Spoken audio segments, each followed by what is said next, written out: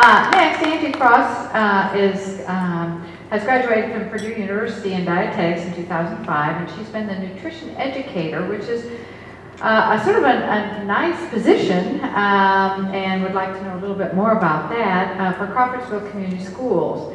And her current responsibilities include classroom nutrition education, working closely with the district food service director, staff wellness, individual nutrition counseling, both student and staff, grant writing, and involvement with the nutrition club at Hoover Elementary. So here is Angie. Thank you very much. It's a pleasure to be here.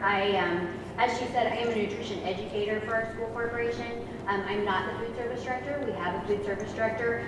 So I get to spend a lot of time doing nutrition education, finding grants that focus on healthy lifestyles, whether it be the Fuel Up to Play 60 grant, healthy U.S. schools challenges out there, helping schools focus on incorporating more whole grains, fruits and vegetables, low-fat dairy products, physical activity, and nutrition education into their schools. The state of Indiana offered many grants a couple months ago, and I'm happy to say that Nicholson was a recipient of one of those as well, and so was Hoover. So we have 2 of those grants going, as well as the Fuel Up to Play 60 that we have going on now. And I would encourage you to try to find lots of grants that you can write that have the same sort of theme behind them, so that you can use all the different resources, and it can just make your whole school a healthier environment. So it really does take good nutrition and physical activity at home and at school as a focus all the time to help our kids really learn as well as they can. So I just have a brief PowerPoint that I put together about what we're doing at Nicholson, and some of this information might look pretty familiar to you based on what's happening at your schools as well. We do have a really good group of people who have come together. Last year, I know our PE teacher, Laura Newman, tried to do the program kind of on her own. I said, here's this program, you know, you might want to try to do it. And so she tried to do it on her own, but you just can't do it on your own. It's really big, there's lots of support, but you need the support in your buildings too.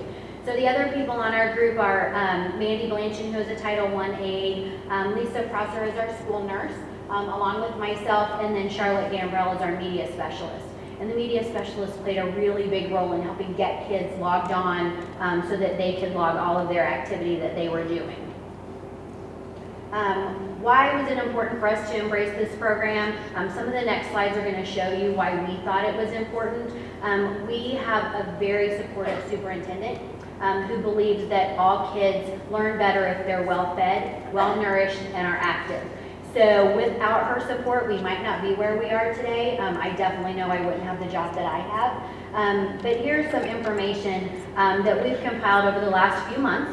Our nurse and some of her nursing students, I think, who come in and work with her sometimes, compiled some information based on height and weights that they collected. They went to the KeepKidsHealthy.com website, and there's a BMI calculator on there that you can use to help come up with some information that you can use in some graphs. Well, what we found for our school is, first of all, our school is a 2nd and 3rd grade building. So we're not exactly the group that Fuel Up to Play 60 has targeted, but we've done really well there. We do have grade level schools, and so 2nd and 3rd grade is what we represent at Nicholson. We do have 30 and 31 of our individual students either in the overweight or at risk for overweight category. So we have a pretty big percentage of students who are really needing some help with being more active and really focusing on nutrition. That's in the 2nd grade. The 3rd grade, 44 are really in the what we're calling obese category now, and 15 in the overweight category. We don't really have a lot of underweight, so that's not something that we're having to really focus on. And then combined, we have about 35% of our students who are overweight or obese. So that's why we needed to find some things. What else can we do besides just trying to educate in the classroom? What can we do to get parents involved, get the community involved, and really focus on a daily basis? We also did a physical activity and nutrition survey that's part of the Fuel Up to Play 60 program. We were thrilled to get 73% of those surveys back, which is from what I understand, in data collection unheard of. So we were really happy about that. We actually have one school, if you can see it up there, that was 100%. So good job for them. I'm only focusing on the nutrition aspect of this since I am a dietitian. But basically, you can see from this slide that the daily fruit and vegetable consumption is really not anywhere near what it needs to be. That being said, we offer fresh produce bars every day at all of our schools. And all of our students are allowed to take as much as they want from those bars. So we do have some canned fruit. We have applesauce, we have apricot halves, we have some things like that, but we also have fresh fruits and vegetables every day. And the students are allowed to go up and get what they want, and if they want more, they can go back and they can get more. It doesn't cost them any more. So we're really trying, yet we're still not getting there. Whole grain consumption, we are offering more whole grains this year than we did last year. As I said, we do have the Healthier U.S. Schools Challenge mini grant, so we're really focusing on trying to get more brown rice and more whole grain bread and more whole grain pasta, and some of that's just difficult to find the product. So as the manufacturers come out with that, we'll be able to offer more, but we're still not getting there. They're still not getting enough. Dairy consumption, on the other hand, a large percentage of them are getting 3 to 4 servings a day, which is where we want them to be, and some of them are getting even 4 and higher. So dairy consumption is not a really big problem. I did go to Purdue University, and we kind of are known as the dairy education school. So for 5 years, I've been really talking about dairy education and dairy consumption. So it looks like we might be making some headway there. So fortunately, I did at one of our middle schools have a dairy nutrition grant, a 3-a-day of dairy grant a few years ago. I cannot say enough about the people at the Dairy Council. Anything you need or want, they're always there for you. Don't be afraid to ask questions, they're wonderful. So we came up with some ideas about how can we get kids excited about the program, how can we get them involved. We do have daily announcements. I know someone mentioned the Jam and Minute program. That's a wonderful resource. Every Thursday, once you sign up, they send things to your inbox. It's just right there. You can use their information. You can create your own. And it just takes a minute to get students up and active in the classroom. We did have a kickoff, and I have some pictures that I'll show and talk a little bit more about that. But we have lots of classroom teacher encouragement. The PE teacher talks about nutrition and talks about physical activity and gets kids involved on a daily basis. They are allowed to use the computers at school to log their information. We do have a fairly high free and reduced population in our corporation, so a lot of these kids don't have computers at home. They maybe don't have email, and so we kind of use the media specialists and some of the other people to come up with ways that they can track their information without maybe having a computer at home. One of the big things we did was, one of the nutrition challenges was we had a 2-bite try. And in the cafeteria, 1 day a week for a month, we had a different food item that the children were encouraged to try 2 bites of. And if they did try those 2 bites, then they had sort of completed that challenge. We had rainbow apples, a bean salad, apricot applesauce, which really just involves blending apricot halves with applesauce. It's wonderful if you haven't had it. And the other thing they tried was beets, a beet soup, like a borscht. And they actually tried it, and they liked it, and they ask for it all the time now. They still want to do that 2-bite try. When are we going to do that again? So just with a little encouragement, you can really get them to try new things and find out that there's some really great stuff out there that they're just afraid of. Weekly and daily nutrition tidbits at lunch.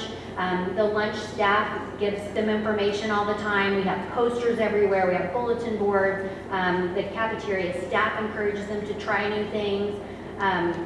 We did have a Colts player come to lunch one day, which was a really fun thing for the students, and then they can win prizes for these challenges as well. We have found that when we combine Fuel Up to Play 60 with other programs, we can just make it that much larger of an impact. Like the Pace Trek was a program that we paired, the President's Active Lifestyle program, we paired up with that. Healthier U.S. Schools Challenge, again, we're focusing on all the different food groups that really are nutrient dense. March Madness, which you can see the picture here, we paired that as well for some fitness activities, and then some Indianapolis 500 programs that will be going on. But we really want to bring more awareness to healthy eating. It really is about having a balanced lifestyle. You can't just be active all the time and have a terrible diet, and you can't just eat really well and never be active. You have to have both of those things.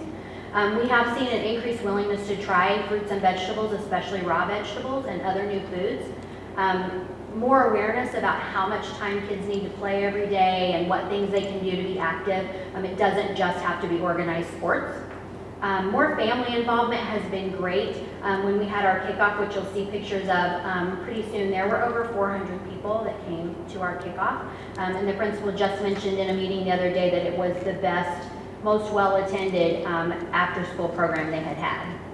And we do have more students just excited to come to school because they want to know what's coming up next.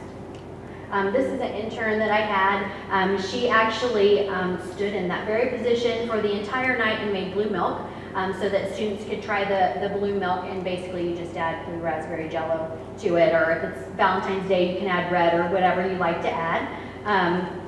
It's different, but it makes the kids happy. This was, we had a touchdown trail mix, which basically, the next picture will show all the ingredients, and each student came through, they were able to get a Ziploc bag.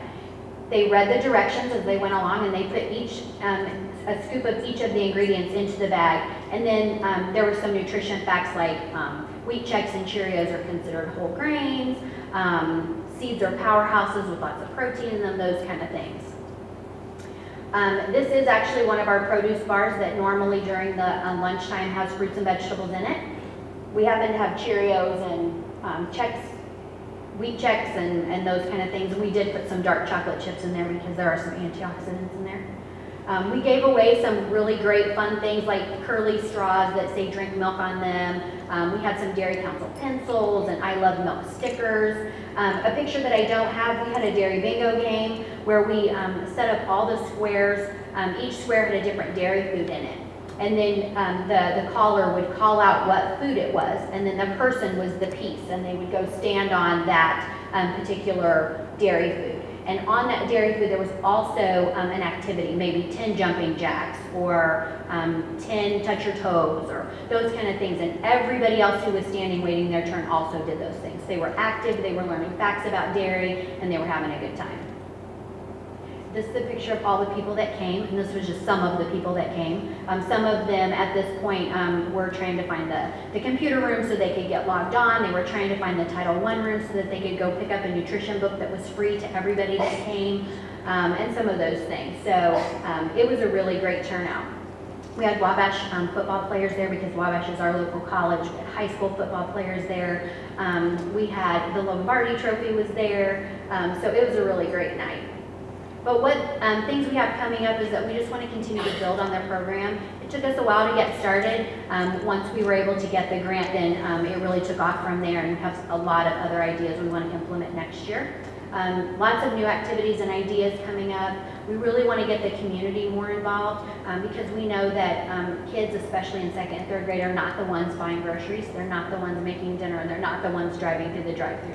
So if we can get some information to parents and help them see that you can have a healthy diet, it doesn't have to cost a lot of money, and it can really make a difference in their kids' behavior and how well they learn, then that's going to help us meet our goals. We do want to see better BMI results, see that information sort of trend a different way. We have to figure out ways to get more online access for our students because it is hard at school. Time is very limited at school. We have to figure out ways to be able to get them to log their activity and their nutrition that they're taking in. And definitely some more nutrition education. You can never have enough of that. And this is us with our Lombardi Trophy. Yeah, it was awesome. It was great to see that. So, but there are lots of things that you can do. Definitely get a team together. Write the grant. It's not a hard grant to write. I would say the hardest part is just kind of figuring out what would we do with all this money, you know, and sort of putting it into categories. That's really the most difficult thing.